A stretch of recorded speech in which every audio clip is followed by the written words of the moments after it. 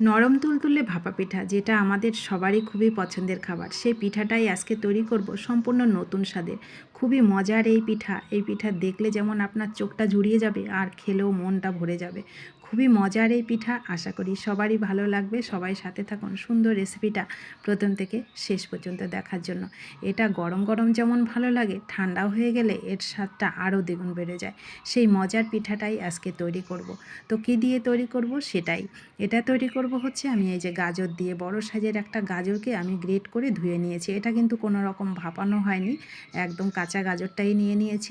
ভাপালে এর কালারটা থাকে না, যার জন্য আমি ভাপাইনি।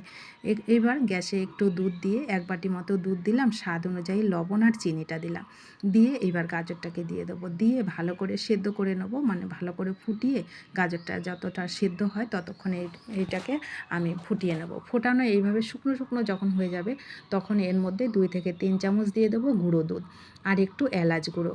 এলাচ গুঁড়ো আর গুঁড়ো দুধটা দিলে এর স্বাদ আর ফ্লেভার দুটোই বেড়ে যায়, খুবই মজার।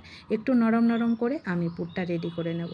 এইবার একই কড়াইতে আমি কড়াইটাকে ধুয়ে আরও 1 বাটি দুধ দিয়ে দিলাম, ওখানেও স্বাদ অনুযায়ী লবণ আর চিনিটা দিলাম, দিয়ে এবার গ্যাস যখন দুধটা একটু ফুটে ফুটে আসবে, তখন গ্যাসের ফ্লেমটাকে একদম লো করে রেখে 1 বাটি সুজি দিচ্ছি। সুজি দিয়ে আমি আজকে তৈরি করব, একদম নরম তুলতুলে হয়। তো গ্যাসের ফ্লেমটাকে লো করে রেখে এইভাবে আমি ডোটাকে রেডি করে নিচ্ছি। ডোটাকে এইভাবে নরম হয়ে যাবে একটু গ্যাসের ফ্লেমটা লো করে রাখলে। যখন একদম ডোটা রেডি হয়ে যাবে, শুকনো শুকনো এরকম হয়ে যাবে, তখন একটা একটু ঠান্ডা করে একটা থালাতে নিয়ে নিলাম। নিয়ে এবার হাত দেওয়া যাবে সেরকম গরম অবস্থায় এটাকে মেখে নেব। গরম গরম অবস্থায় মাখার চেষ্টা করবেন, তাহলে ডোটা খুব সুন্দর সফট হয় আর সেটও হয় খুব সুন্দর। তো এবার ছোট ছোট করে লেচি কেটে নেব। লেচি কেটে এবার পুলি পিঠে যেরকম তৈরি করা হয় সেরকম করে আমি এগুলোকে তৈরি করব। কোনো রকম আমি এখানে ডিজাইন করছি না, আপনারা চাইলে কিন্তু এখানে ডিজাইনও করে করতে পারেন। তো আমার এরকমই বেশি ভালো লাগছিলো, একদম গোল গোল মিষ্টির মতন দেখতে লাগছিলো, আর কালারটা এত সুন্দর হয়েছে, একেবারে সাদা ধপধপে হয়। আর ভেতরটা তো গাজরের জন্য লাল হয়, খুবই মজার হয়, মানে দেখলেই চোখটা যেমন জুড়িয়ে যায়, আর খেতে তো দুর্দান্ত স্বাদের হয়, মন ভরে যায় এই পিঠাটা খেলে।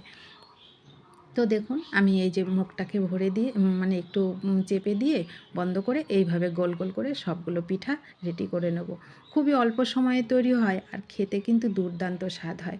তো বাড়িতে তৈরি করে একদিন খাবেন, আর যারা খেয়েছেন এরকম পিঠা তারা তো জানবেন কেমন এর স্বাদ, আর যারা খাননি তারা এই সুন্দর রেসিপিটা দেখতে দেখতে বাড়িতে তৈরি করে খাবেন আর সবাইকে একটু খাওয়াবেন। আর ভিডিওটি ভালো লাগলে সবাইকে একটু শেয়ার করে দেবেন আপনাদের প্রিয়জনদের, তো তারাও যেন এই সুন্দর পিঠাটা তৈরি করে খেতে পারে।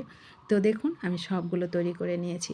এইবার গ্যাসে একটা পাত্রে জল দিয়ে এইগুলোকে 3 থেকে 4 মিনিট ভাপে রেডি করলে রেডি হয়ে যায়, খুবই মজার পিঠা। আমি সবগুলোকে দিয়ে একটু ঢাকা দিয়ে দিলাম, 4 মিনিট 4 এইগুলোকে আমি একটু ভাপে রেডি করে নিলাম। গরম গরম অবস্থায় একটু সুন্দর দেখানোর জন্য উপর থেকে একটু চেরি কেটে দিয়ে দিলাম। কত সুন্দর লাগছে, মানে দেখলে যেমন মনটা ভরে যায় না, খেতে দুর্দান্ত স্বাদের হয়। খুবই মজার পিঠা, আপনারা বাড়িতে তৈরি করবেন আর ভালো লাগলে সবাইকে শেয়ার করে দেবেন। আর ইউটিউব থেকে দেখলে প্লিজ ইউটিউব চ্যানেলটা একটু সাবস্ক্রাইব করে দেবেন, আর যারা সাবস্ক্রাইব করেছেন তাদেরকে অসংখ্য ধন্যবাদ। আর ভিডিওটি ভালো লাগলে ভিডিওটিতে কিন্তু একটু লাইক করতে ভুলবেন না। সবাই ভালো থাকবেন, সুস্থ থাকবেন, এই সুন্দর রেসিপিটা বাড়িতে তৈরি করে খাবেন এবং সবাইকে খাওয়াবেন। আর শেষ পর্যন্ত দেখার জন্য এই সুন্দর ভিডিওটা সবাইকে অসংখ্য ধন্যবাদ।